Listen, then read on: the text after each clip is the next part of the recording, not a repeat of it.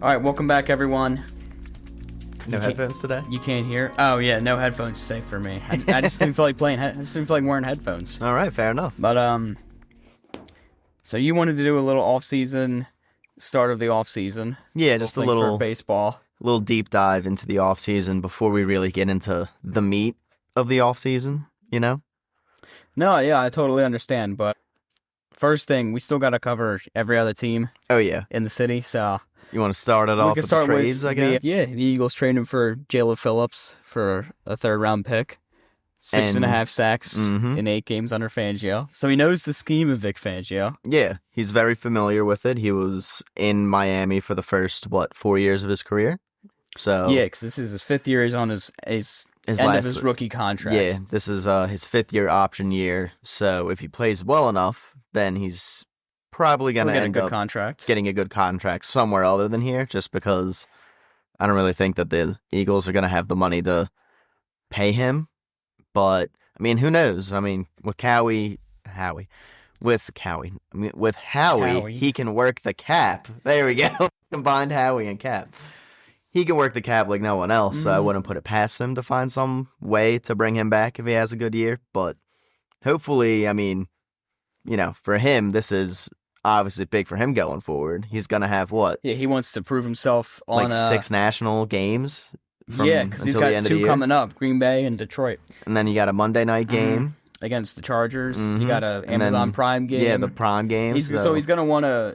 show out. Exactly. He wants to show out. He wants to, he's playing on a playoff team now. Exactly. He knows the Dolphins weren't doing anything. He's no longer with an organization that has a lame duck head coach that knows he's a lame duck head coach. Where he's like, I'm literally just here because they refuse to fire me. Dude's saying that he's the best thing that's ever happened to him is getting traded to the Eagles. I'm saying, what the hell happened in Miami that made you want out of Miami so bad? Yeah, Jesus. What the hell were they doing over there? What were they doing in Miami that said, this is the best thing that's ever happened to me was getting traded to Philadelphia?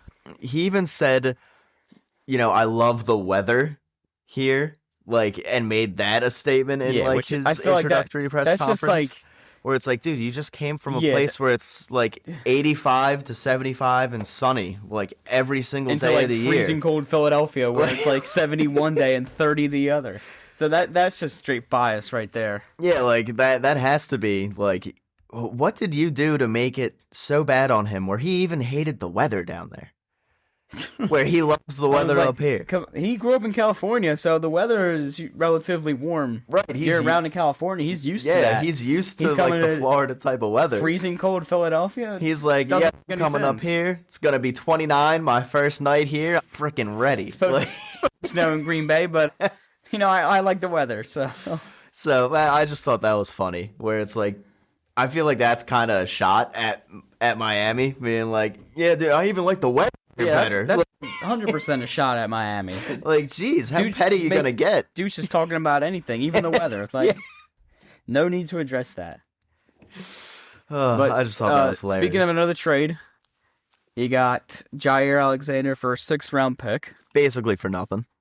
Basically for nothing, but Alexander been dealing with some injuries. Only played in 2 games, not that much snaps, but yeah, that's much needed depth at the cornerback position. And I mean, he's got success.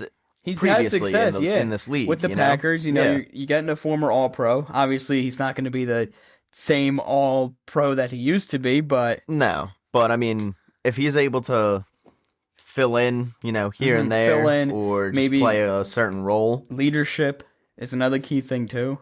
Yeah, I mean, he's a guy that's been there before. Only thing that it kind of iffy with on him with the leadership is, didn't he have... Never mind, I'm thinking of a different player. I'm thinking... Okay, well, he's I'm thinking of a different Packers player. I'm thinking of Eddie Lacy, I was going to say. I was thinking maybe But... Ringo is still young. If he's getting someone coming in who's an all-pro, he's experienced a lot of things. Maybe Ringo... Someone that's better than Dory Jackson as well. Someone who's better than Dory Jackson and Ringo. So I'm thinking maybe he can, teach Ringo a little bit. Because Ringo's still... He's still young, but... He's what, 24? Yeah, he's 23 or 24, but, one or two more bad seasons, and he's... Well, yeah. On some team's practice squad. I mean, potentially... With Jordan Humphrey. If, after this season, if he doesn't show some improvement, he might be on some other team's practice squad next season.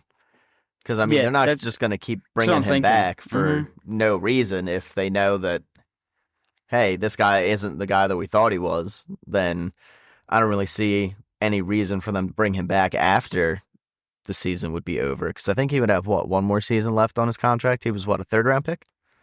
Third-round pick in 23. And I think they get... how many years do they get? 4 years. 4, I think? Right, yeah. So this would be...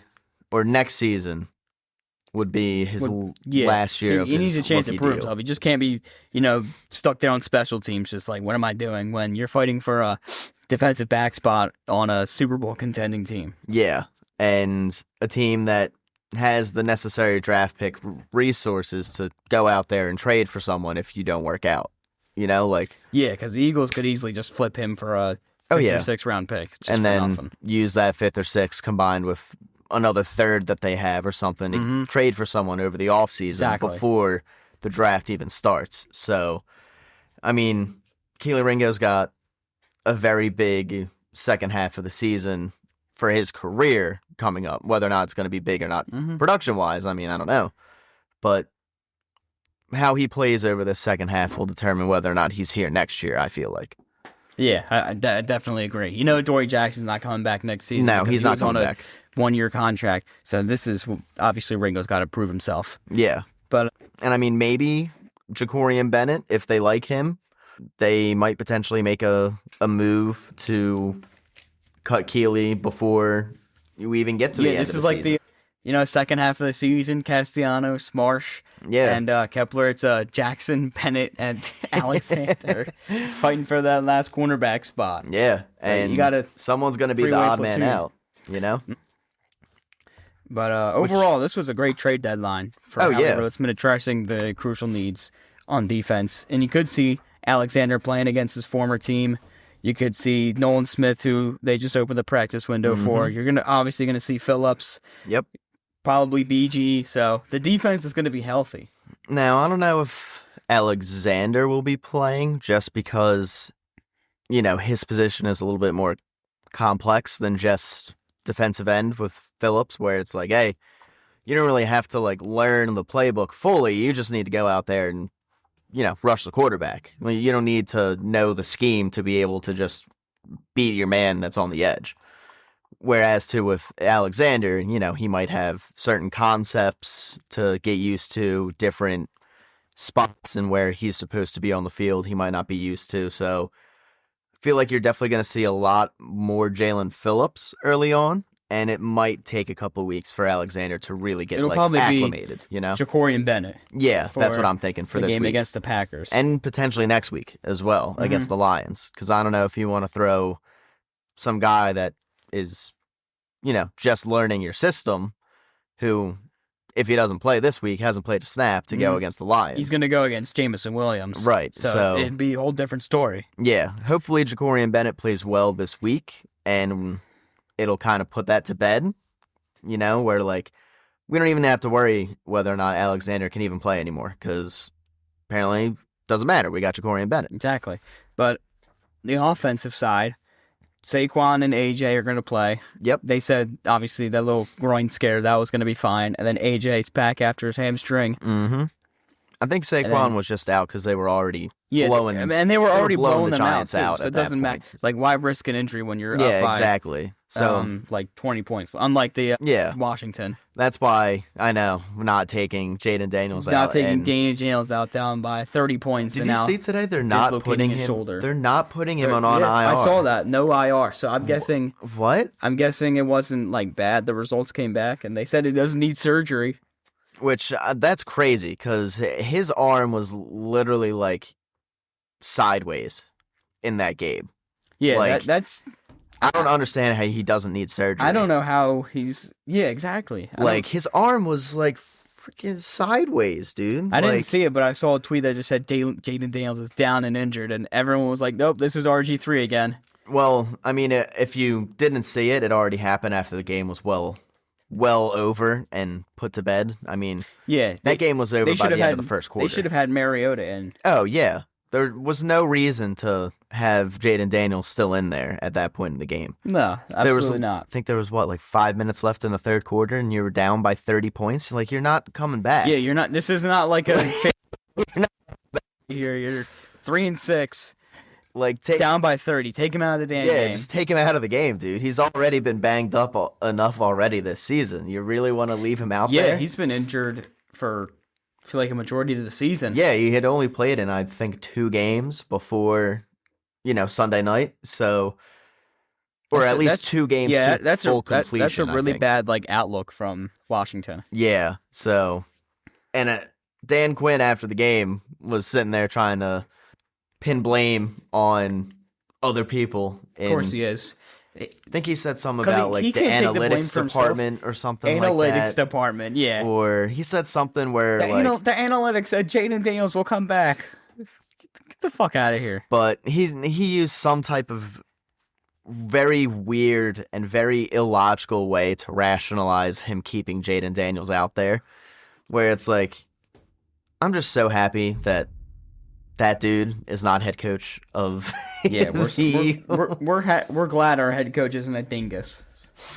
But apart from that, we are going to see Brett Toth this week, because I don't think Juergens is going to play. Juergens has not practiced yet again. Not practicing, so that's not a good sign. Coming off the bye week, he's still not practicing. Still not even limited in practice. Just not even straight limited. Up DNP. And that's after a bye week. So yeah, that's not good at all. That's a bit concerning going forward, especially because, God forbid something happens to one of the other guys on that line. And Toth has been the guy that's been filling in for everyone all season. Exactly. If someone else goes down, who's the next guy? So it's a bit troubling. They'll have everyone back other than Juergens. And the Packers are going to be without Tucker Kraft. Yeah. He tore his ACL. He's one of their that sucks, big dude. guys. Yeah, I know. Like, coming off that gigantic week where he had, 3 touchdowns. He had, I think, 100 and something receiving yards. I think, 11 catches. To then, next week, get knocked out for the entire rest of the season. So unfortunate for Packers fans and fantasy owners, because he was playing good, too. Yeah, I had him in my ESPN fantasy league. The Packers were only able to manage 13 points against the Panthers. The Eagles need to go out there and they need to be aggressive as shit. If you're looking at that, seeing the Packers only managing not even 2 touchdowns against the lowly Panthers. Yeah, the lowly Panther. Maybe we shouldn't say lowly, because they are 5-4. Yeah, but they've played. I feel like they haven't played the best opponents. Well, yeah, they're still not a Cowboys, and they're not a great team. They're not a great team by any means. But maybe they're not as bad as we're making them out to be. Going into that game, the Packers had the number 1 seed in the NFC. Yeah, and they were clear. They were they were 9.5 for 10-point favorites by they betting lines. They look silly out there. That was terrible. They got absolutely embarrassed. If you're going into a game as a 10.5-point favorite and you lose outright, that's embarrassing.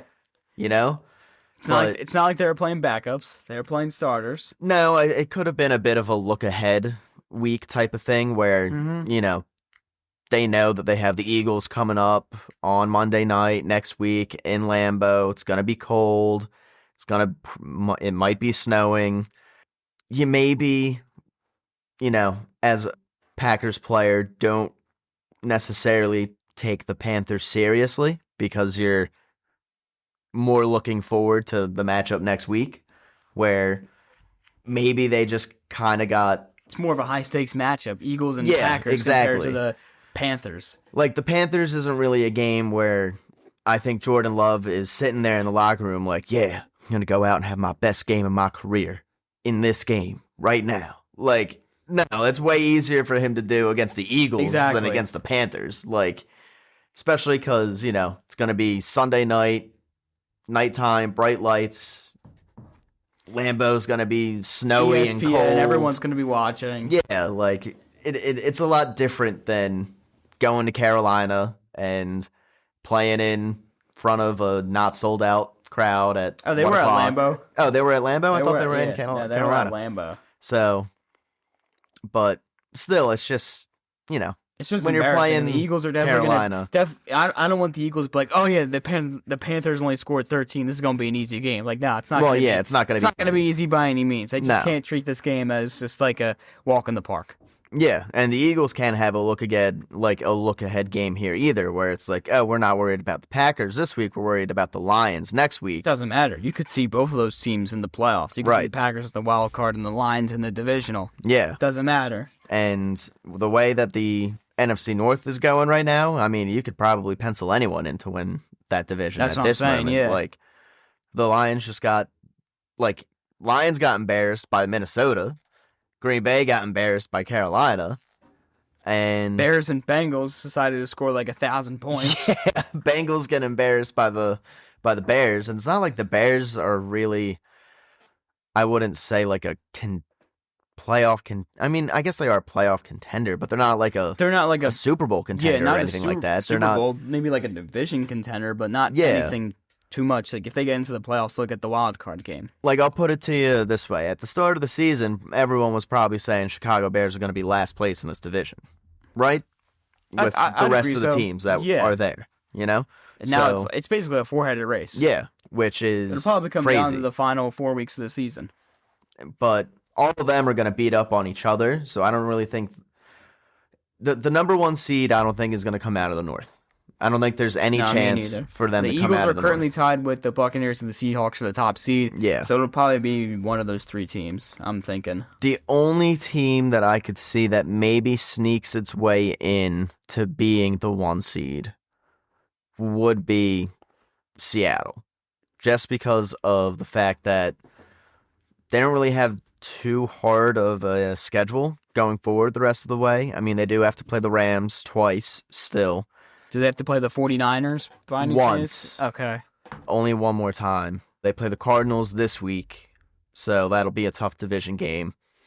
But their out of division games that I've seen aren't really like too difficult, really. I mean, like, they do have the Bears, I think. They have Dallas. Okay, well, Dallas should be an easy win. They've got I want to say the Jets. Okay, that's just another free win right there. Yeah, and so if they win those 3 games, that already puts them at 8 wins for the year. And then if you win, you only need like 6 more wins. Right, as long as you don't get swept by your divisional opponents. Like, if you win one against the Rams and you win one more against the 49ers, that puts you at 11 wins. And Jigba is one of the best receivers in football so far. Yeah, and I mean, look at the guys that scored the touchdowns against Washington and who the names are.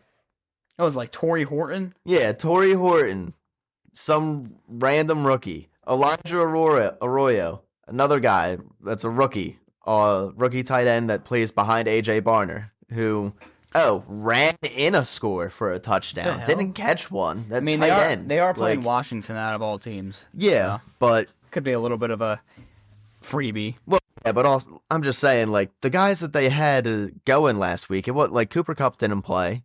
Like, it's not like they had any big names that scored the touchdowns. They were getting it from no-name guys. No Kupp, no Kenneth Walker. Right, and now you got Rashid Shaheed added to this wide receiver group. I forgot they have Shaheed. You got Cooper Kupp that's probably going to come back next week. So they do have a pretty good wide receiver group now. Yeah, and it's definitely a formidable offense, and everyone knows that their defense is usually pretty legit no matter what the year is. The Seahawks' philosophy has always been built on defense. So their defense is good. Their offense seems to be a lot better with Sam Darnold than with Geno Smith as quarterback. Oh, 100%. I mean, are we really trusting Geno Smith still in 2025? Because, I mean, think about it. It's basically the same team, except there's no DK Metcalf. Imagine if Sam Darnold had DK Metcalf still.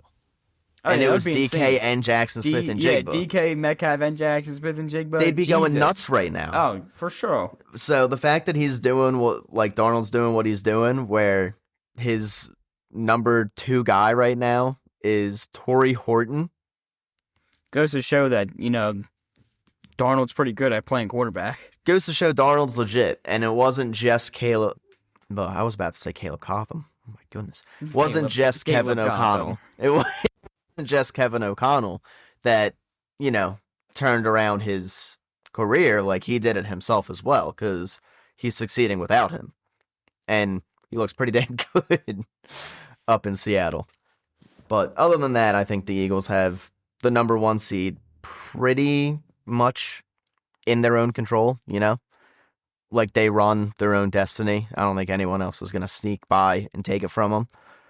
Only way that the Eagles don't get the 1 seed, I feel like, is if they give it up themselves. They lose a couple of games that they shouldn't. But other than that, I feel like the Eagles basically have this completely locked up. No, yeah, I agree about that, the 1 seed, but... I mean, the division's already locked up. Yeah, the division, for sure. Yeah. The Commanders are terrible, the Giants are terrible, and the Cowboys are... You can't take Dallas seriously with how horrible their defense is. Yeah, 100%. They could score 50 points in a game and might lose 66 to 50. 60 points. So it doesn't matter. The offense scores 50. But...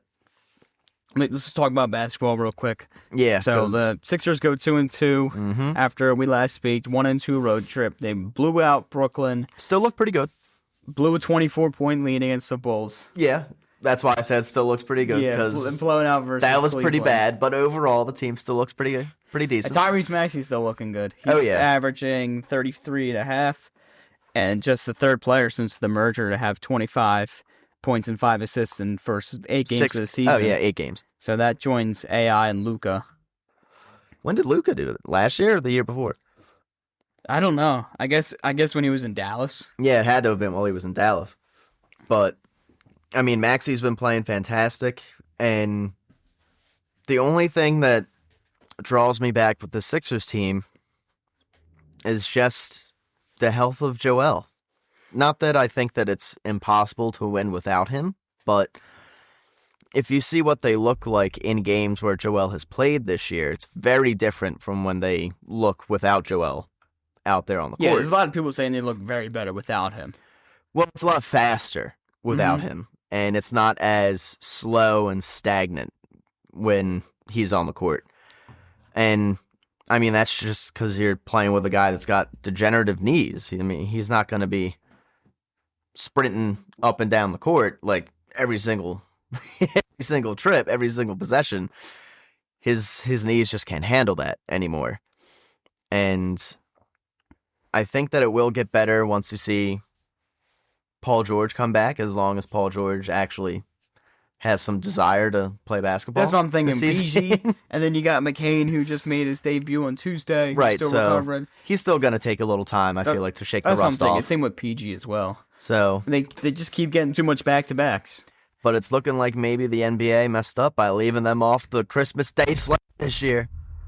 Dude, I feel like they played on Christmas for like forever. I know they did, but I don't think they're on the Christmas Day slate this year because they're not. No one was thinking that they would have at least a good start to the season like they have. But so they've had a pretty good start to the season. I mean, 5-3.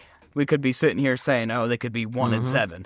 So And that could be a totally different story. The only thing that is troubling about that Bulls loss was the fact that it seemed like Billy Donovan just completely outcoached Nick Nurse. And yeah, obviously. That was the only He's thing. still saying they're trying to dig themselves out of some stuff from last year. Well, they are, because you're still trying to dig yourself out of the hole that you made with your own fan base by the fact that your fan base feels like they can't trust your team. Now, is that partly due to player performance?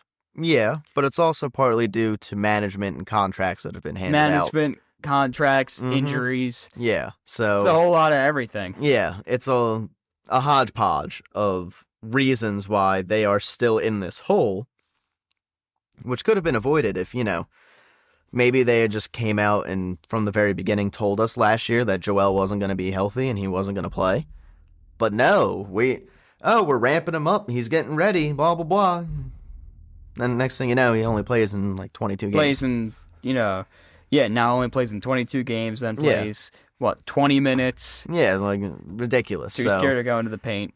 I think that's kind of where also a lot of this distrust and hate comes from. Because I do feel like some of the injuries that have happened to Joel have been a little fluky injuries, like he had a teammate run into him and break his face. Yeah, like that happened. That's just some bullshit. Joel can't do shit about that, you know? Like, he dives for a ball, some guy lands on his leg.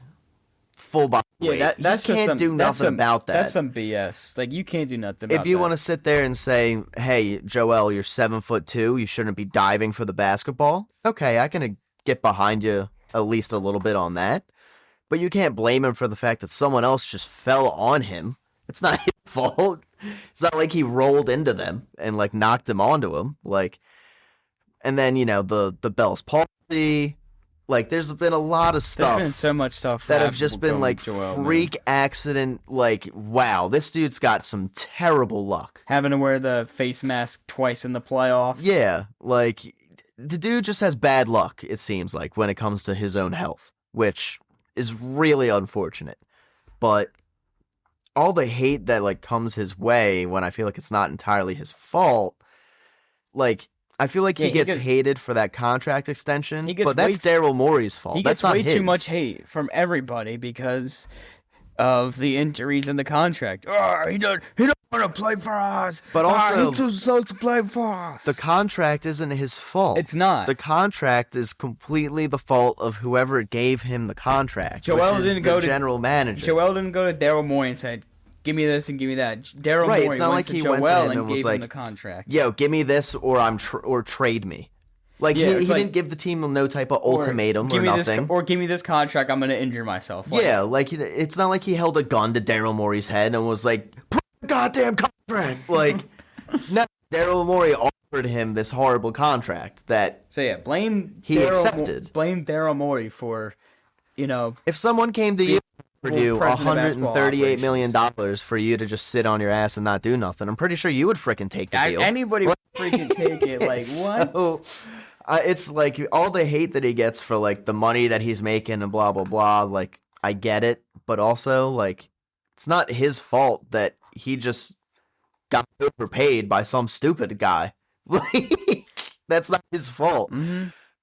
Anyone else in that scenario would take advantage of the situation being presented to them, which is, what? This idiot is going to pay me that much money? I know I'm not worth that much. I'm freaking taking it. Yeah, that's the thing with PG. Like, no team was giving him the $200 million plus he was asking for, and then now he's just, yeah, of course I'm going to take it. I'll just sit back on the bench for a couple of games, maybe playing, like, you know, 1/4 of the season, score a couple of points.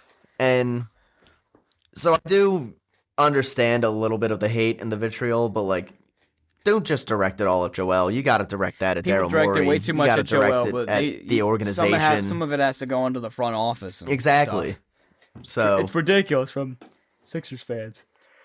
And I understand that's how we get very caught up in the emotion of things, and we get very swept up in the chaos that is Philadelphia sports, because face it, one way or another, it's chaotic whether or not the teams are winning or losing. It's always chaotic. A good example of this is Kirkering, because when he panicked and threw that ball away, it was like, well, who is he to blame, really? He was put into a situation where the bases were loaded. Like, he didn't load the bases. I know. His offense didn't score.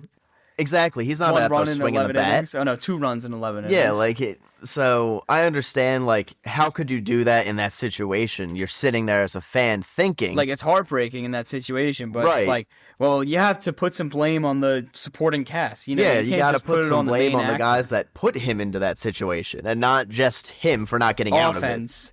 Scoring 1 run in 11 innings in an elimination game. I don't know, maybe blame Rob Thompson for the fact that he didn't use Ranger Suarez out of the bullpen one frickin' time.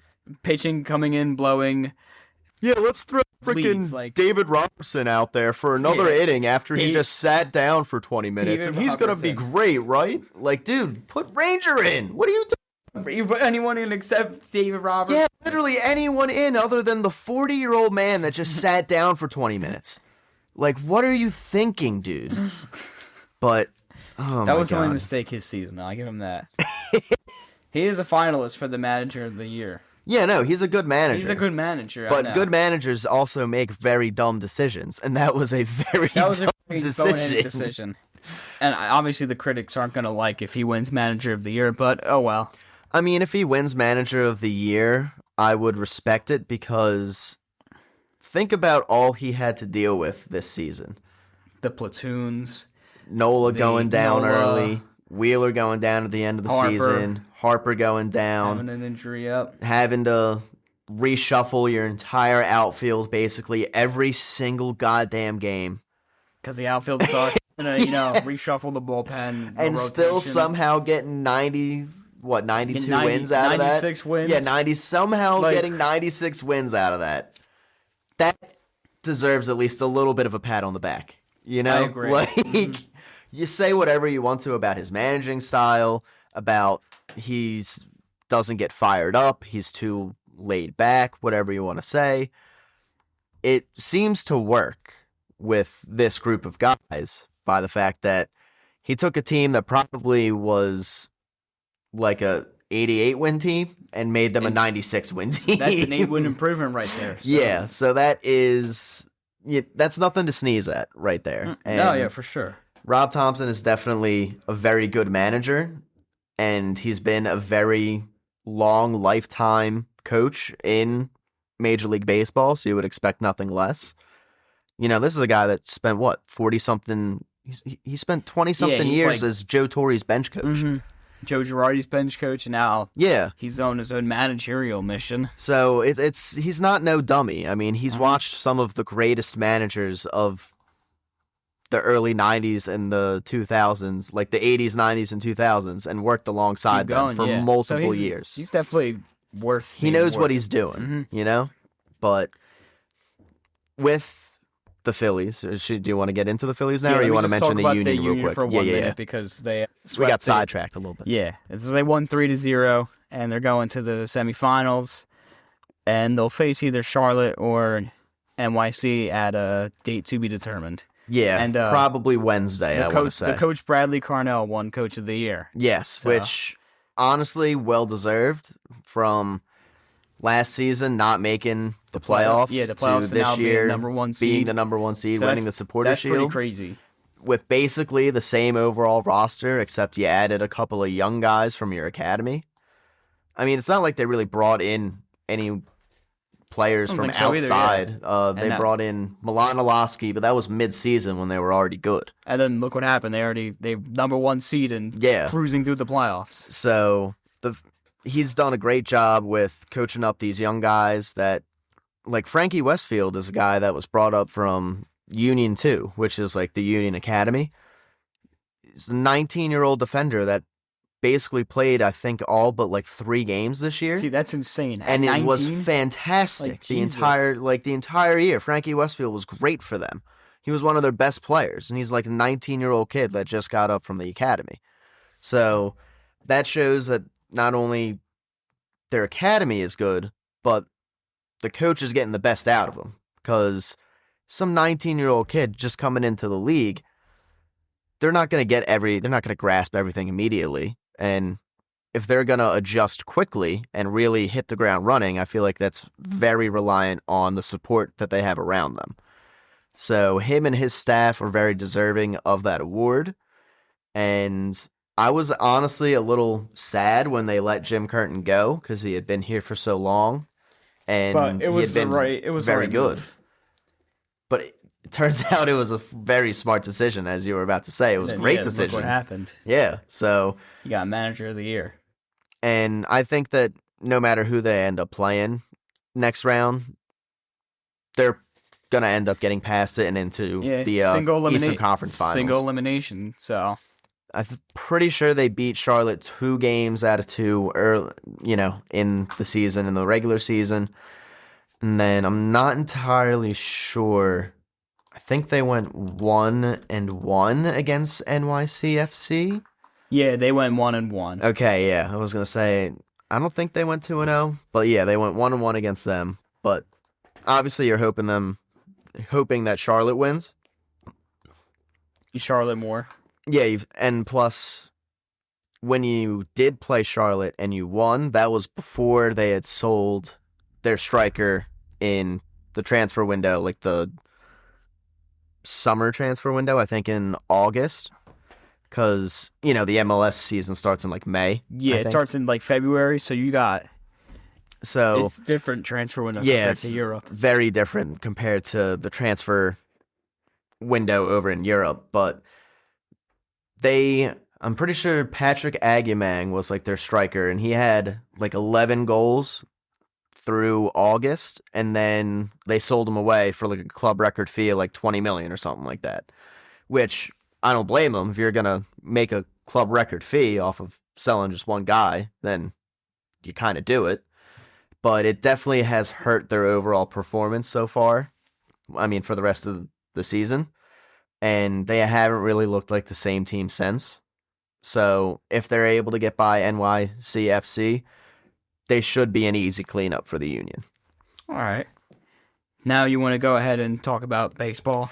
Yeah, let's get into the Phillies, because officially the offseason started yesterday.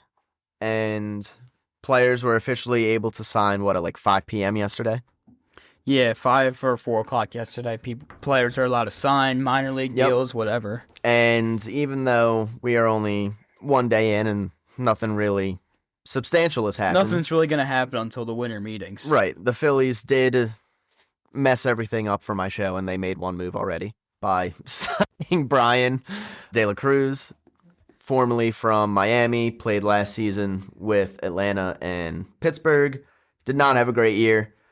Hopefully, maybe he's able to rework something in the minors. He's signed a minor league contract, and who knows? Maybe if he has a good, because all these guys play winter league. You know, they all play in good spring. The Dominican. I don't know if he's playing in WBC. No, probably not. But I imagine that he's going to be playing some type of winter ball, whether that's in Puerto Rico or one of the Caribbean countries. I think Puerto Rico, Dominican Republic. Yeah, so he's Dominican Republic. So yeah, so maybe he might go to Dominican Republic League, have winter there, and maybe he's able to figure something out. And the Phillies invite him to spring training, because based off the season he had last year, I don't even know if he's going to be someone that they invite to spring training. He only hit 191 last year. Well, it did say they did give him an invite to spring training. So. Oh, okay. They did already give him one? That's crazy that they already gave him one. But regardless, that's not really a move that I don't think anyone is projecting to be a high-impact move. If anything, it's a guy that might potentially have some upside, low risk, but potentially high reward. Pretty much. Now, let's dive into what I want to really get into is the people that they currently have on the roster, and then looking at who their key free agents are. And we're going to decide who to either re-sign, who to let go of, whatever it is. I'm just going to read off, at first, I'm just going to read off some stats without a name attached. And I'm going to see whether or not, based off the stats, you say stay or go. Well, I'll close out the tab. Yeah, this way you don't see. Know the player, okay. And then, because this way it'll be unbiased on whether or not you like the player, just because I'm sure you don't know these guys' stats by heart off the top of your head. Yeah, exactly. You know? So, because I was doing it myself last night while I was putting this together, and I was like surprised by some of the decisions that I made. So, all right, we'll see. Let's go through here. Some players. So I'm gonna start with the starters. All right, starting pitching. So, a 4.08 ERA, a 3.2 strikeout to walk ratio, 123.2 innings pitched, 1.4 WHIP, and a .5 WAR. Based off of those stats, would you keep or would you release? Cut. You know who it is? Is it Walker? It's Tyler Walker. Yep. Now, you obviously can't get rid of Taijuan Walker. Well, he is in the last year of his contract, so maybe you could potentially find a team that would take that for like a single or double A prospect. Yeah, maybe. But honestly, I think that it would probably be worth it to keep him around, just as insurance policy for in case Painter gets hurt or something else like that, because they don't really have a lot of depth, it seems like, from a starting pitching standpoint. And it would I understand why you would want to move off of him, but I think it would be worth it just to keep him for the security, just because he didn't have a terrible season last year. He wasn't, great or anything like that, but it was a lot better than the previous 2 seasons. So if that's the case, then I would take that as a 5th starter fill-in guy from Taijuan Walker with those numbers. All right, send me the next player. All right, next player. So 2.7 ERA, 4.3 strikes to walk ratio, 150 innings pitched, 0.94 whip, 4.0 WAR. Obviously, you're keeping it. Yeah. Who is it? Is it Christopher? Zach Wheeler. Oh, Zach Wheeler. Okay. Coming off the injury. Yeah, coming off the injury. Yeah, obviously they're gonna keep him. They're gonna keep him, but well, he's only got like 2 seasons left. Right. I just wanted to throw those out there. I know that we're obviously keeping him, but just wanted to throw that out there just so people know, like, hey, this is really how good he was last year. He might not be the same this year. Oh yeah, his numbers might not look anything like they did last year. He won't be the same. Which I'm already really sucks. I'm expecting that he won't be the same. But all right, and then let me read you off 2 more. So these are other starting pitchers that's currently on their roster right now, their active roster.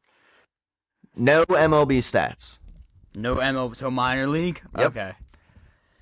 AA, ERA of 3.8, strikeout to walk ratio of 2.1, 137 innings pitched, so pitched a decent amount, 1.23 whip, and for WAR, there's not really a calculated thing for WAR for minor leaguers, so I didn't have that. I'm going to say keep. All right, and that is Gene Cabrera, one of the guys that they have added to the 40-man roster to protect from the Rule 5 draft. It looks like they want to keep him. Seems as if they want to keep him, and from those numbers, I would keep him, but would you... do you think he makes the opening day roster? No. No. That's not ace stuff right there. That's like 4 or 5 That's like 4 to 5. Yeah. Rotation right there, but not ace stuff. All right, and then I got one more for you for the starting pitchers. Once again, no MLB stats. ERA and AA of 3.24. Only 1.8 strikes to walkout ratio. Only 17 innings pitched. Was hurt most of the year. And in those 17 innings, had a 1.6 whip. Keep or release? Just Moist Chase. Because I heard 17 innings. I know he got injured. Mm-hmm. So, keep. I say keep as well. But he got injured. Got enough stats to prove it. I've read off to you 3 names, right?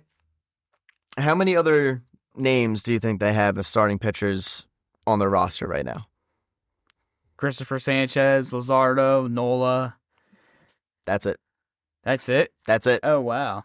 That's your starting pitching depth right now for next season. Oh, because Andrew Painter is on the 40-man roster. Right. I forgot about that. Yeah, they still got some pitchers on the... Oh, yeah, right. They have no Ranger Suarez because he's a free agent. No Ranger. And most likely he's not coming back. I don't know. Do you bring in a 1-year starter? Dave Dombrowski a 1-year starter? I don't know. I wasn't really worried about starting pitching up until I wrote this out yesterday, and I was like, this is really all they have on the roster? I don't know if you bring in maybe a Walker Buehler, you see if he would take another 1-year deal with you, maybe.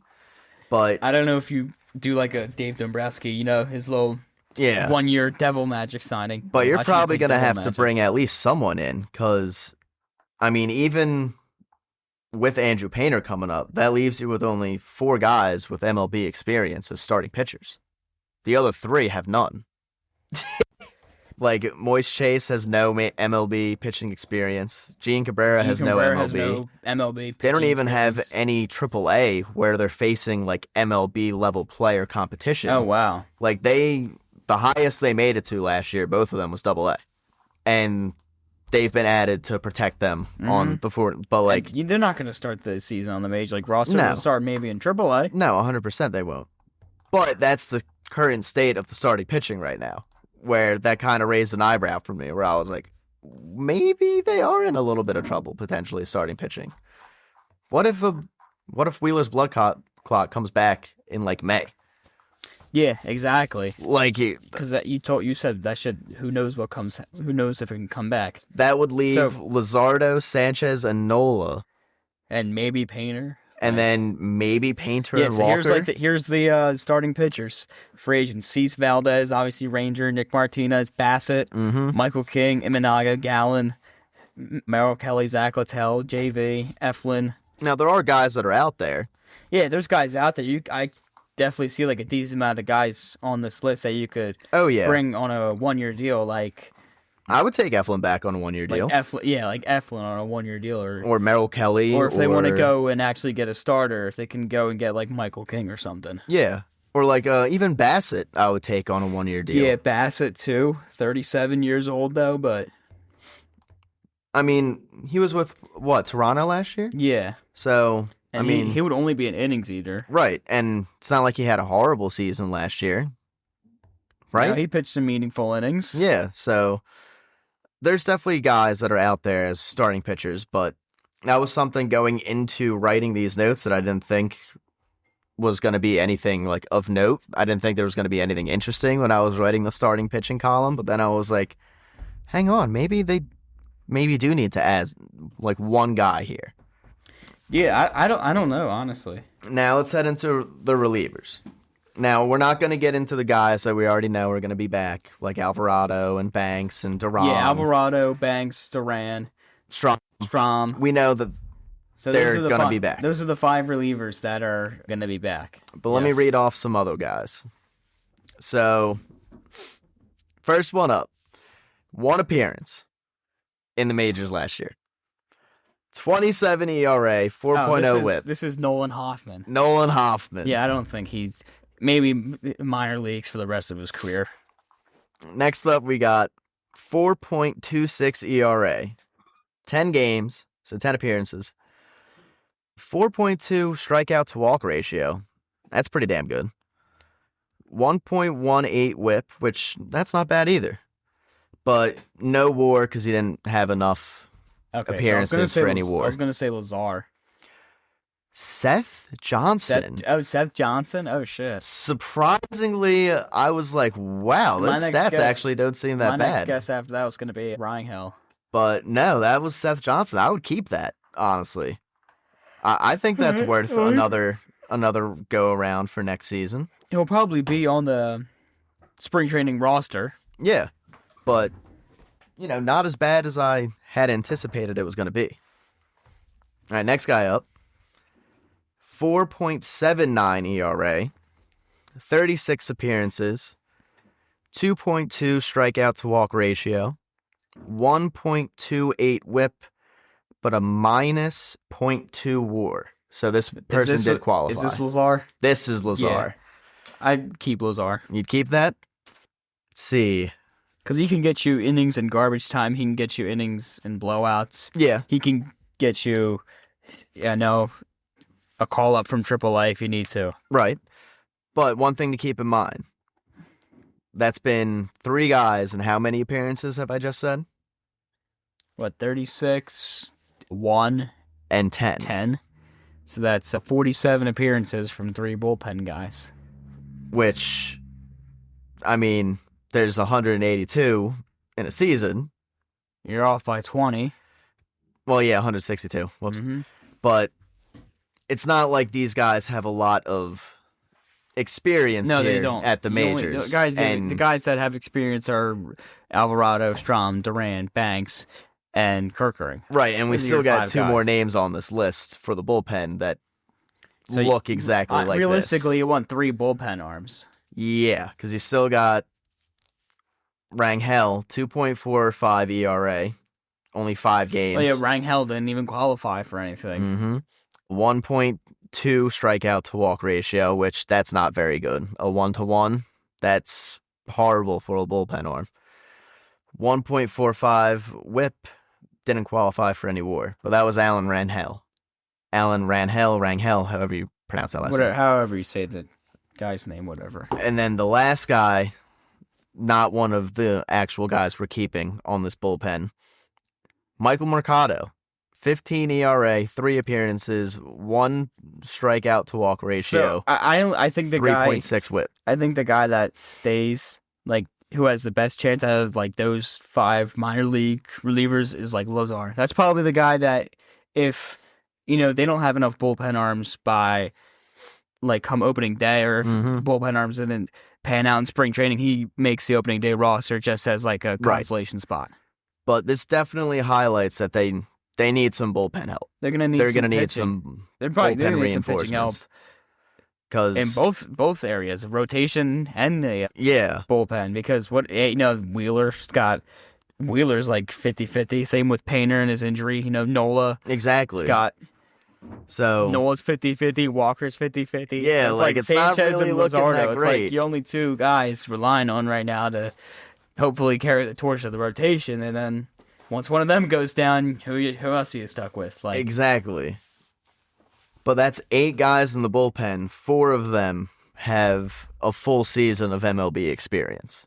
The other 4 have only parts of MLB season experience in your bullpen. They'll definitely need some bullpen help. Yeah.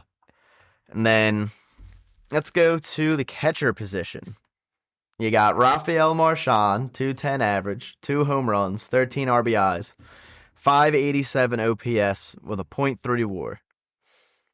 And you got Garrett Stubbs, had 1 at-bat last year. Yeah, Garrett Stubbs.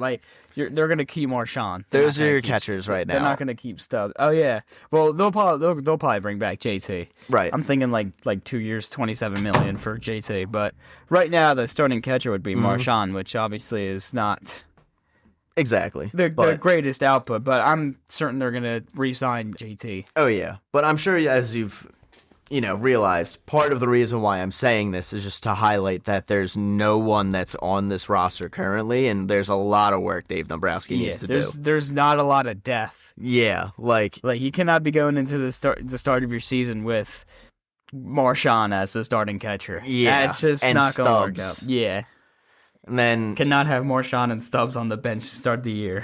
Infield, you got Alec Boehm, 287 average. 11 home runs, 59 RBIs, 740 OPS, 1.7 WAR, which I actually was surprised it was that high, that it was a 1.7. So I guess his defense was majorly improved as to previous years, because just from those batting statistics, you wouldn't expect a 1.7 WAR. And then you got Bryce Harper, 261 average. 27 home runs, 75 RBIs, 844 OPS. So OPS is still really good with him. Anytime you got OPS, OPS that's over is always going to be good with Bryce, I feel like. 3.5 WAR. You got Otto Kemp, 234 average, 8 home runs, 28 RBIs, 709 OPS. And he didn't really play in a lot of games, but he was able to accrue a .2 positive WAR in 30 games that he played in? He played in 30 games, 40 games. Yeah, so got 1 playoff at bat. I think. Did he even get? Yeah, he got 1. He started 1 in a playoff game. Mm-hmm. Or he got 2 actually, didn't he? Yeah, mm-hmm. He got 2 against Blake Snell, I think. Yep, which. Hey, rookie, go out there and face Blake Snell. Go ahead and face Blake Snell. Those were only 2 at-bats in the postseason. All postseason. But next guy, Rafael Antigua. No MLB stats. I was going to say, this guy didn't even play in MLB. AAA last year, 230 average, 7 home runs, 56 RBIs, 666 OPS. Not great, but second baseman. Not really expecting your second baseman to have a bunch of offensive numbers. That's kind of like a little Bryson Stott right there. Yeah, what that, shows by the fact that it's the second baseman. Mm-hmm. You got Edmundo Sosa, 276 average, 11 home runs, 39 RBIs, 776 OPS, and a 1.6 WAR.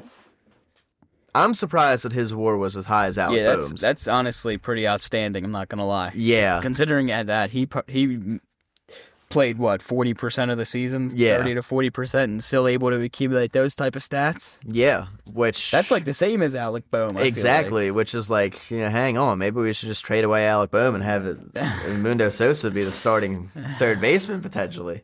He would have to get a lot of work defensively there over the offseason, but it's a lot easier to get better on defense than it is to get better on offense. That's just straight facts. Like, a lot easier to sit there and look a ball into your glove at a higher capacity or at a higher percentage than to hit the ball with more driving power.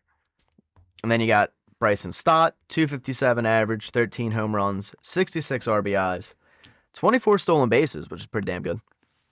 719 OPS, over 20 bags, and 3.1 WAR, which that's pretty damn high. So that shows that he's got a lot more than just the offense that's very good. His defense is very good as well. Yeah, that's one thing they value a lot too at that second base position is his defense. Yeah.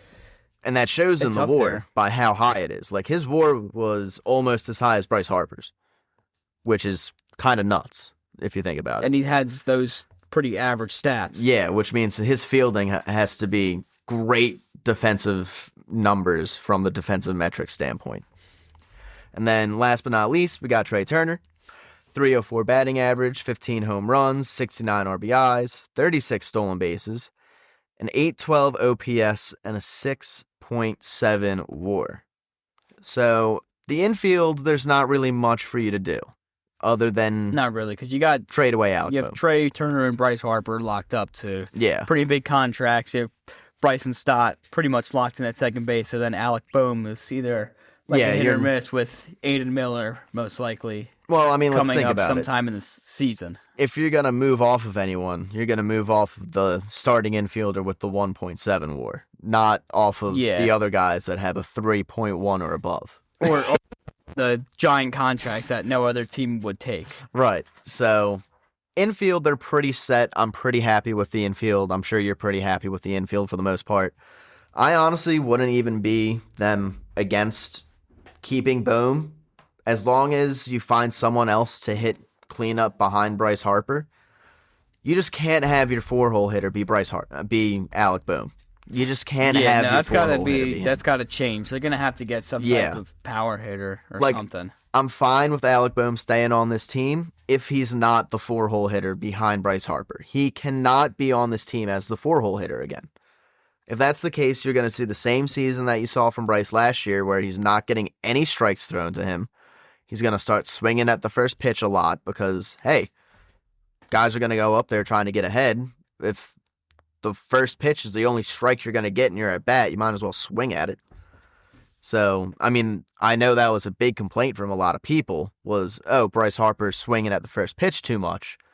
Well, yeah, because look at who's behind him. There's no one really to back him up. Look at his protection. He doesn't have any. So he has to swing at the first pitch because everyone wants to get off on strike one. Mm-hmm.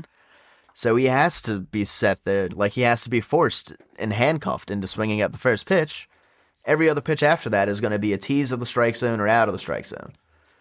So even though you didn't see this great offensive year from Harper, it's not all his fault, I don't think. And plus he had the wrist. Yeah. The wrist shit. So. But, I mean, he came back and was fantastic off the wrist up into the playoffs where no one wanted to throw him a strike because no one was afraid of who was behind him. Exactly. Like, it doesn't matter at that point. They didn't make any changes. Like, wait, it's dumb. So, I'd be fine with the infield returning how it is. I'm cool with that.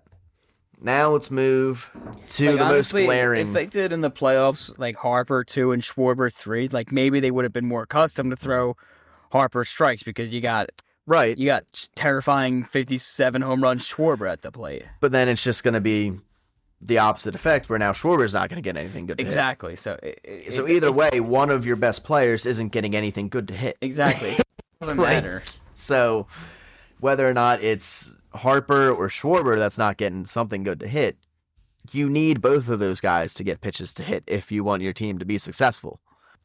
So that brings us to the last part and probably the most glaring, part of this team, the outfield. Oh boy, the outfield. So let's see. Nicky Castellanos, 250 batting average, 17 home runs, 72 RBIs, but a .694 OPS from a guy that was billed as a 30 home run per year guy when we signed him. Hitting 694 OPS, under 700 OPS. And a negative .64. I think we're both in agreement. Yeah, we're both Trade in him agreement. away for almost anything at this point. Just a crab fries and a soda. I'll even pay half his goddamn contract as long as I don't gotta pay all of it. I'll pay $10 million for Nick Castellanos to not be on my team than to pay him $20 million to be on my team. You know what I mean? Oh, goodness. All right, next up, Brandon Marsh. 280 average, 11 home runs, 43 RBIs, 785 OPS, See, I and like 2.4 WAR. Like Marsh's season wasn't bad. It was just his postseason, I feel like. Marsh's season wasn't bad. Now, I have him listed here as keep or trade. Yeah, it's 50-50. If you get a good offer for Brandon Marsh, if you trust your outfielders. I mean, my whole thing is I don't want to get rid of probably the guy that was the best outfielder that we had last year.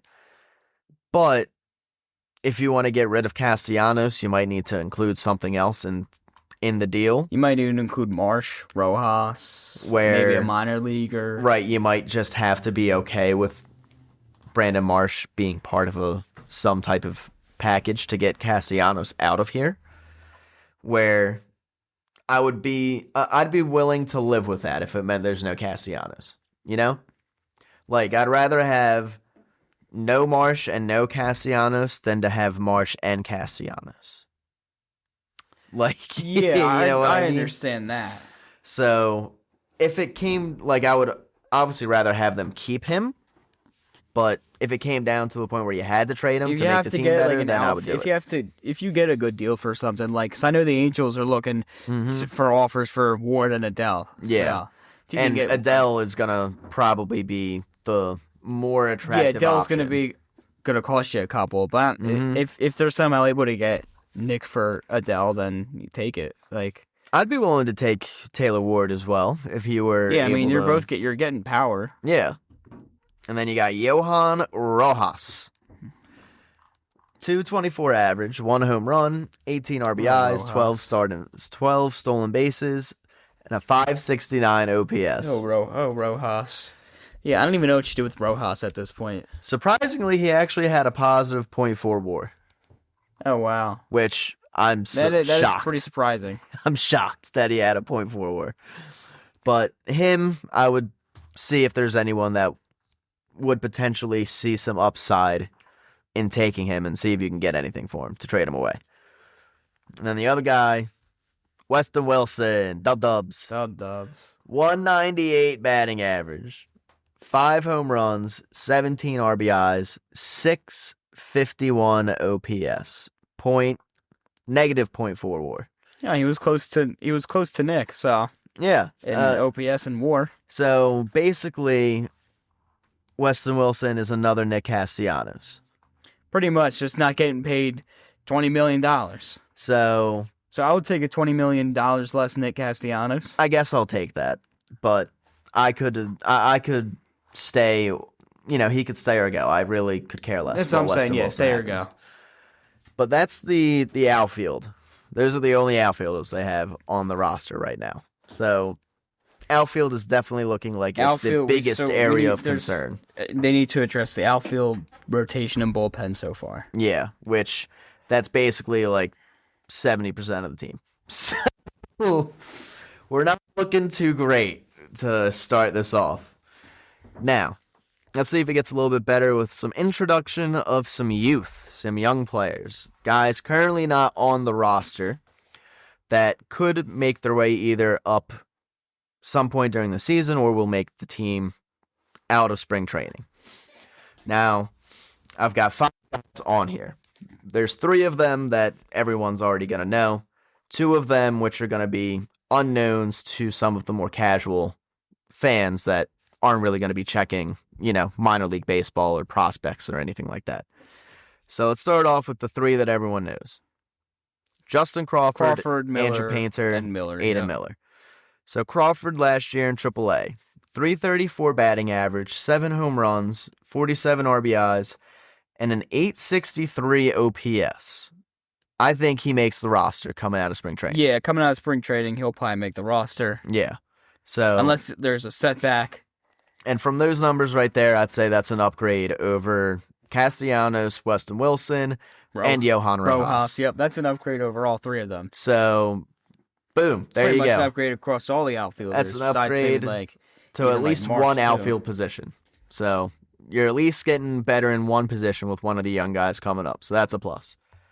Then we got Andrew Painter. AAA last year, 5.4 ERA, 2.4 strikeout to walk ratio, 106.2 innings pitched, but a 1.55 whip. See, I still think that he'll make the roster. I do as well. I just don't think he earns it. I just think he makes it off of the name and the talent level. Yeah, essentially. Like, I don't think he's going to necessarily play so good in spring training where it's like, oh my God, you got to keep him on the roster. Like, you can't survive without this guy being here. It could be out of necessity if you don't have enough starters on the rotation, or you're not comfortable with who you have currently in the rotation. Exactly. Or, Nola's ribs start bothering him again from the previous season, or Wheeler needs to shake off the rust a little bit or something, where Painter will probably make the roster. I just don't think that necessarily he will have deserved to, but he will be on there, I think. Next, we got Aiden Miller. Now, Aiden Miller is tough to say because he spent more of his season in AA than he did AAA. Yeah, he only played like a couple of games in AAA, a couple of weeks. But he had a much better 3 to 4 week span in AAA than he did in AA. Yeah, he was fantastic in AAA. Yeah, so his AA numbers were 259 average, 13 home runs, 41 RBIs, still an 809 OPS, which is pretty good, in 108 games. Yet in AAA, over only 8 games, he had a 333 batting average, 1 home run, 1 RBI, but a 1.033 OPS. See, I think he had 7 doubles in 8 games. I think they'll keep him in AAA for the beginning of April, reevaluate him in May. If he needs another month, he needs another month. If not, they'll call him up around May to June and see what happens. I think it's the same unless he has an absolutely torrid spring training. That, and there's no Alec Boehm. Yeah, if there's no Alec Boehm. If Alec Boehm is traded, I don't really know if you want to roll with Otto Kemp or Sosa. If Alec Boehm is traded, then the Phillies they have their full trust in Aiden Miller. Yeah, and you're not going to trade away Alec Boehm if the plan is Sosa and Kemp are going to be your starting third baseman for the entire season. Maybe for the first month or two. Yeah, maybe for the first month, but we're not going to be making that a full-time commitment. No. Absolutely I like Otto Kemp, but I don't like him that much. And then I got 2 other guys on here that people might not know. One guy we talked about last year, Gabriel Rincones Jr. Now, AAA last year, he didn't have great batting average, only a 240 average, but he had 19 home runs, 73 RBIs, and an 800 OPS. I think personally that's probably good enough to make the roster as a bench bat. Yeah, 50-50 bench bat. If they really need an outfielder, but I feel like they primarily use him at DH though in AAA. Do they or? I'm not entirely. I know he played outfield and DH, but I mean he's better in the outfield than Castellanos would be. Okay, so it's not that level. If they really need an outfielder, fielding. they'll call him up. But if he has a good spring training, he might be bench bat. Yeah, I could see him making it off the strength of being a right-handed power bat off the bench. Because they don't really have one that's like that right now. Yeah, that's what I'm thinking too. So I don't think he's going to make the team as a starting outfielder by any means, but I think that he could make it as a bench guy. And then last guy we have on here, Keaton Anthony. Now, Keaton Anthony is someone that they actually acquired in trade last year. So he didn't have too many games inside the organization. I think he had like 33 games in AA, and then he had 39 games in AAA. So very limited sample size, but what you have seen looks pretty good. So in his 33 AA games last year, he had a .330 average, 4 home runs, 29 RBIs, and a .902 OPS. And then he gets called up to AAA for the last 39 games of the year. Has a .313 average there, 2 home runs, 10 RBIs, and an .807 OPS. So they're very good stats. Those are pretty good stats, even with it being a small sample size. I think they still give him another run in the minors. Yeah, another run, especially because he plays first base. Yeah, he plays first. You're obviously not taking out Bryce Harper, right? Unless he has to go back on the IR for some reason. Could be the wrist, could be something, or give him a shot if he's having a good AAA. If they don't bring back Kyle Schwarber, and then you move Harper to DH, and maybe this guy plays first base for you at some point. Schwarber decides to walk. Yeah, you have this guy could be at first base after maybe a good couple months in AAA. Because I think if Harper will play DH. Yeah, because I think if Schwarber leaves, Harper's clear role going forward is probably DH to keep him as healthy as possible throughout the entire season, right? Yeah, DH, unless they get like a big name first baseman, like something like that. Alonso, then he goes to right field. Yeah, I think Or if Schwarber walks still, I think he still sits at DH. Yeah, I was going to say, if Schwarber walks, it doesn't matter who they bring in, unless they bring in someone that's like a really, really bad fielder. He's probably going to move to DH. But, so the young guys, the 5 guys that we have right there, pretty good numbers, right? So, maybe...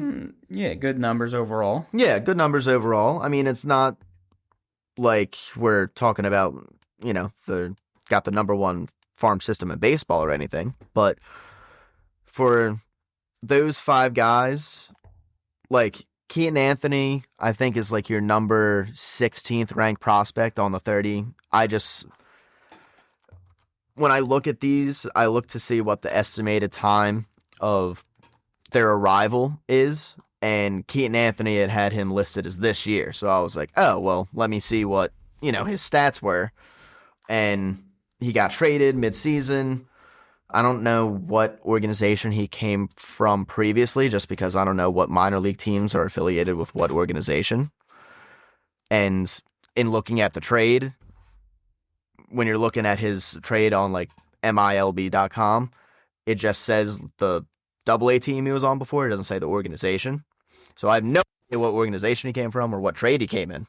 But I know he came here through a trade last year. And then...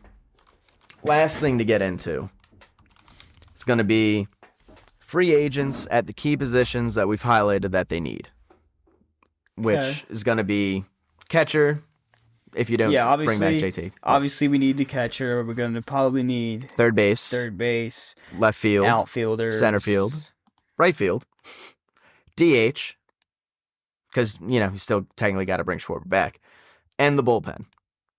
So that is 7 positions, basically, right there. Well, you're probably getting JT back at catcher. That's probably pretty much a no-brainer. You imagine you're getting JT and Kyle Schwarber back. So that would take out the catcher need, and that would take out the DH. But then you still got third base, all your outfield spots, and the bullpen. So let's go over and see what the third base, options at third would be. Third base... you got 2 big options, and then everyone else is just kind of like... if Bregman, Gino, Murakami, then guys like Gio Urshela. Like, it's really kind of meh. But we have hey, it's Kike Hernandez. Hey, he just had a great postseason. And then has a war of 0.5 in the regular season. Yeah. But I think... well, you already have a third baseman in the farm system.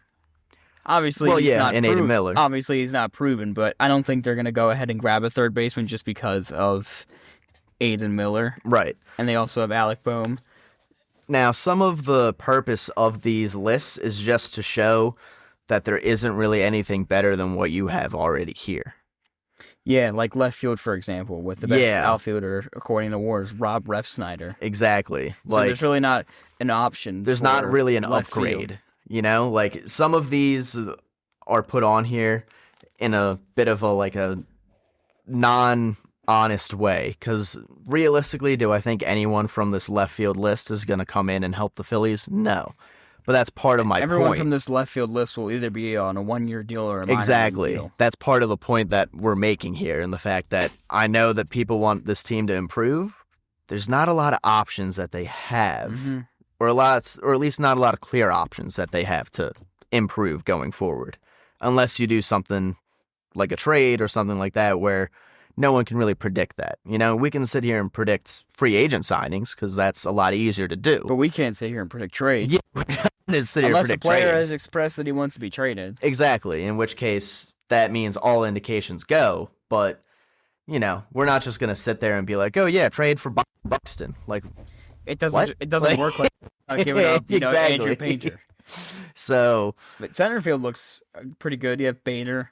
Yeah, center field is the only. Bellinger.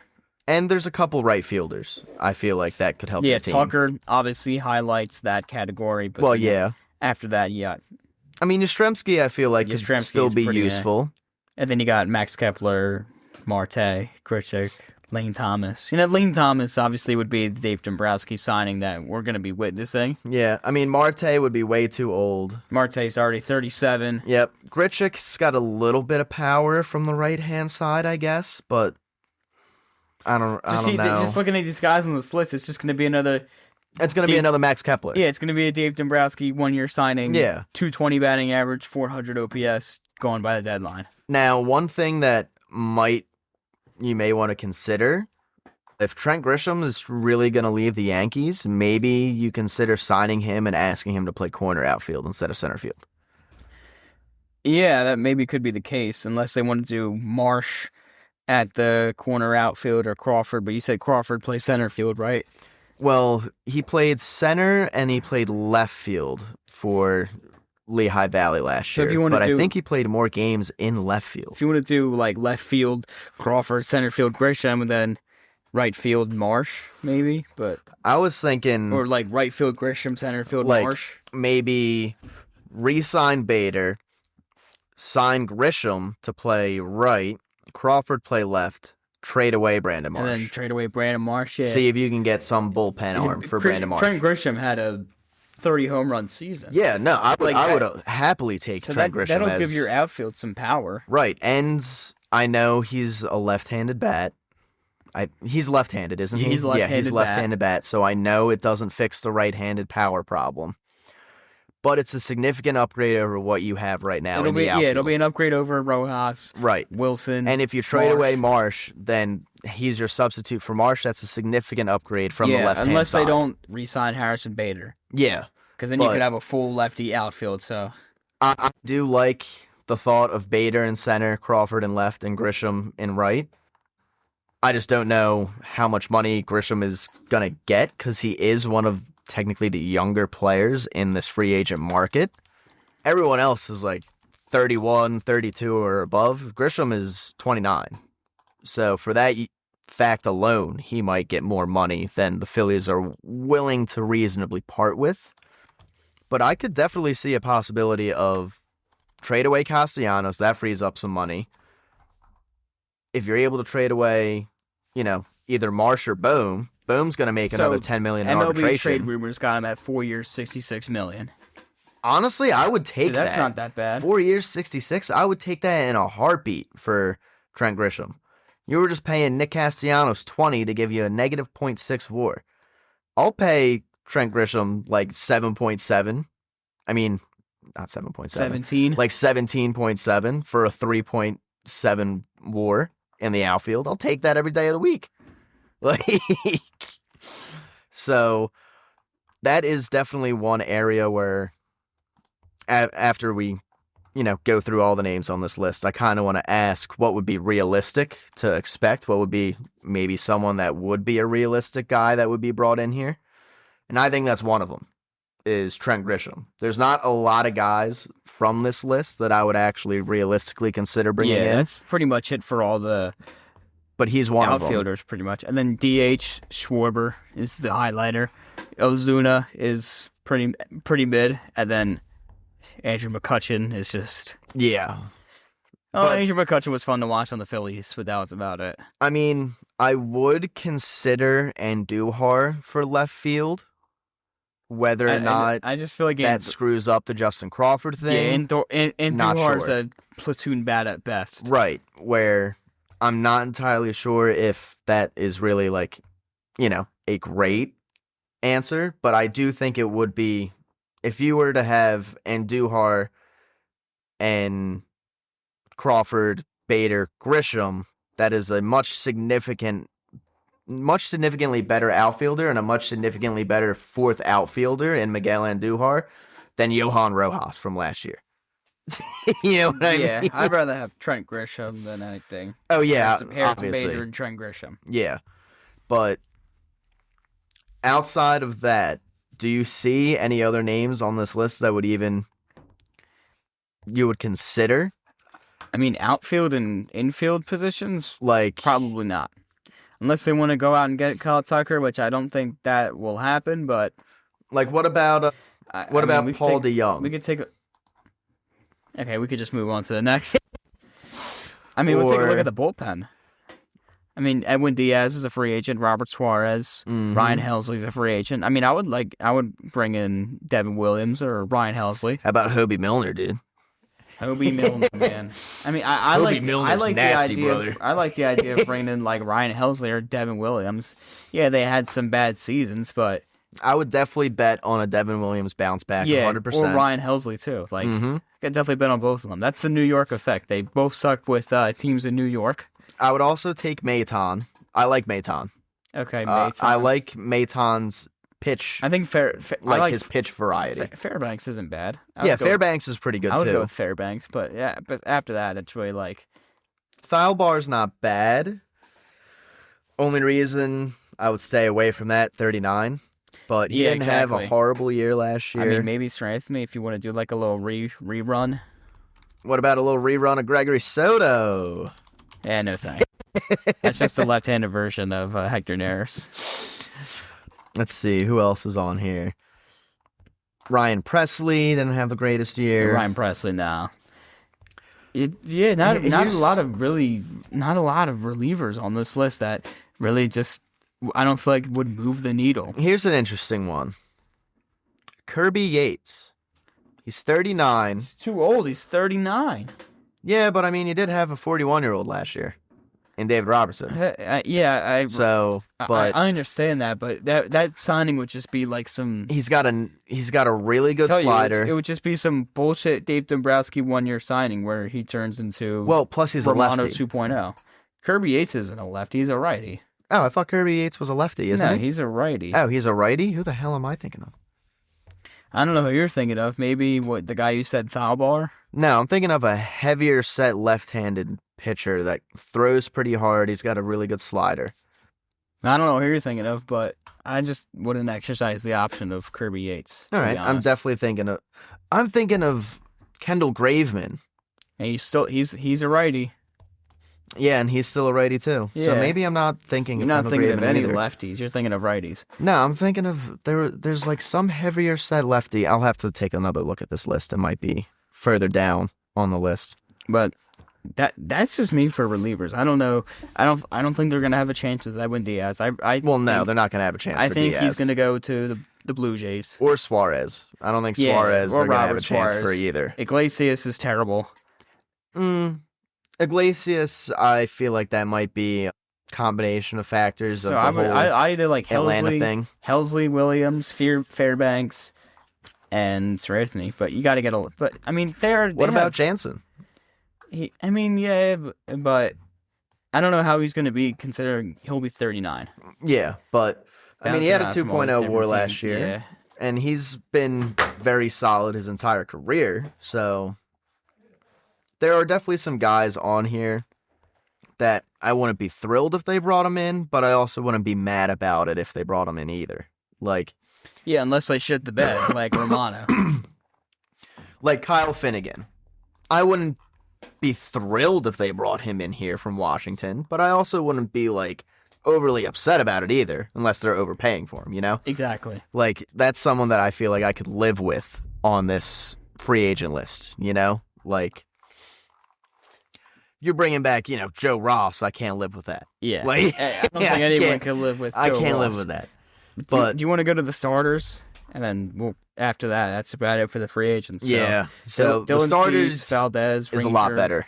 Nick Martinez, Chris Bassett, Imanaga, Gallen, Kelly, King. Imanaga, I think it would be interesting here, but I don't know how much money he's going to want because he turned down how much from Chicago? I think $57 million from Chicago. That was his 3 years, $57 million, so $19 a year. Yeah, $19 a year. So they're probably not going to have enough money to sign him. Well, he's Japanese, so where's he going? I strangely enough don't think he's going to go. Strangely enough, I don't think he's going to the Dodgers. No, I don't think either. Dodgers already have a good enough rotation. Yeah, and I don't really think they have anyone leaving their rotation other than Clayton Kershaw, who barely pitched for them anyway this year. Clayton Kershaw retired, so they're going to have a Ohtani who's going to be healthy. They're going to have Snell, Glasnow. So I don't think they're going to be in on Imanaga. They might be in on a starter, but not one for $20 million. No. He'll probably go to... I mean, if I'm looking at starters here, we said earlier maybe Michael King or Chris Bassett. Oh, yeah. You bring in Chris Bassett on a 1-year deal. You know what I just had the realization of? Shota Imanaga could potentially be a target for the Mets. Yeah, that's what I'm thinking, too. Well, there's a lot of players that could be targets for the Mets. Just look at Cohen. He's a freaking billionaire. I know. They have a lot of targets. I've heard, they want to retain Alonso. New York is a city with historical Japanese baseball ties, with the amount of important Japanese players have played in New York. Now, I know most of them have been for the Yankees and not for the Mets. Yeah, but look where it's still in New York. Look at where that's going on. That's going to Los Angeles. Well, yeah, now it's going to Los Angeles. Kim, Ohtani, Yamamoto, Sasaki. I mean, you had Hideki Matsui that was in New York. Yeah, Matsui with the Yankees. Who was? Yeah, one. I feel like a Japanese pitcher. Daisuke. Matsuzaka, I believe was his last name, right? Daisuke Matsuzaka. I know that. Who was the catcher that they had that was Asian? For the Mets or the Yankees? The Yankees a couple years ago. Higashioka? No. Yeah, Kyle Higashioka. Hyunjin Ryu. Yeah, that was a Blue Jays player. Yeah, pitcher, right? He was actually on the Dodgers, too. I thought... Before all the Ohtani bullshit. Wasn't he on the Yankees at one point, too, before he went to Toronto? Tanaka is the one I'm thinking of. But there is, some fear that maybe Imanaga could Cohen's not go to the Mets. Cohen's not afraid to offer him a ton of money. Oh, hell no. Looking at these pitchers, I don't know who else the Phillies are really going to sign pitchers-wise, starters, besides maybe like King, Bassett. I don't think they're going to retain Ranger. Well, no, they're not going to get Ranger. I don't think they're going to get Cease, Valdez. No, they're not going to get any of the big-name pitchers. No. And they're not, realistically, they don't need to look for a big-name pitcher. They don't really need to look for a big-name pitcher. They need someone that would be like a fourth or a fifth starter even guy. like Zach Eflin, making a return here as a fourth or fifth starter. I'd be fine with that, him making a return as a fourth or a fifth starter. And he'll still be under Caleb Cotham. So it won't be easy. It won't be hard for him to, learn the mechanics again. And I mean, he'll get injured halfway through the year, like he always does. Yep. But it'll be fine because, as we've stated, they've got Gene Cabrera and Moise Chance, which they protected. So they must think that the two of them have some type of future within the organization if you're going to protect them on the 40-man roster. So if you could even get someone to just last you half a season. Yeah, you could. Yeah, exactly. You could maybe work your way through it for the rest with what you have. But you think you got to at least bring in one of those guys. Yeah, you're bringing at least one starter. Yeah. Even if it's like a Spencer Turnbull type signing, you got to bring somebody in. You have to at least bring in one more arm because you're one injury away from having a 50% minor league rotation. Exactly. Really bad. World Series contending team as a minor league rotation. That's not good. That's not a place that the Phillies want to be. And then, obviously, there's not really any validity to what I'm going to ask you. But if you were to see the Phillies make a trade or two, who would you like to see them trade for, and who would you like to see them trade away? Well, I'd like to see them trade away Nick Castellanos, obviously. Maybe like one of the Rojas or Marsh can go with them. Alec Boehm, obviously, I want to see gone. And some players I want to see. Harry Ford from Seattle, because I don't know how long I can trust JT for. Yep. And then that would be a great trade, too. One of the Angels outfielders, because that's 30 home run power right there. You're getting. Yeah. It's going to be better than what Nick Castellanos is producing for way less of the money. A lot better. And, Fort's locked behind Raleigh, who's just got that monster extension and MVP candidate. And being a Seattle fan, I've already read that earlier, about halfway through last season, Seattle front office came out and said that they don't want to move Harry Ford from catcher. They like him as a catcher. They don't want to move him from that position. So if they don't want to move him from catcher, but he's blocked, then he's blocked. He's going to get traded. Where's he going? He's going to get traded. He's going to get traded. And he'll play for Great Britain in the WBC, so it'll be a good chance to show off his skills. Only thing that I could potentially see them doing is if they aren't able to retain Polanco for second base. They have used him as second base in Double-A before last year. I didn't know that. He's extremely athletic. He's played center field before for Great Britain in qualifying rounds. Like he's some teams do that. Like Stubbs played third base for Israel. No, he's a really athletic catcher, Like he's not a catcher that's one of these not athletic, not very only fast. Play catcher or first base. No, DH, he's like JT, where if he wanted to, he could play center field, he could play second base. See, I never knew that until now. Yeah, he's very, very athletic, Harry Ford. That's one of the biggest things as to why they signed him. That just depends if they can't get Polanco back. Right, if they can't get Polanco back. If they do get Polanco back, there'd be no reason to move him to second base. Unless they want to move, Brandon Williamson to second base. I don't think I see that coming anytime soon. But that would be the only way that I would see a clear path forward for Harry Ford getting some playing time with the Mariners next year, because he's not going to play catcher. No, he won't. And you're not going to call him up unless Raleigh goes down with a season-ending injury, then you're not going to call him up to be Raleigh's backup.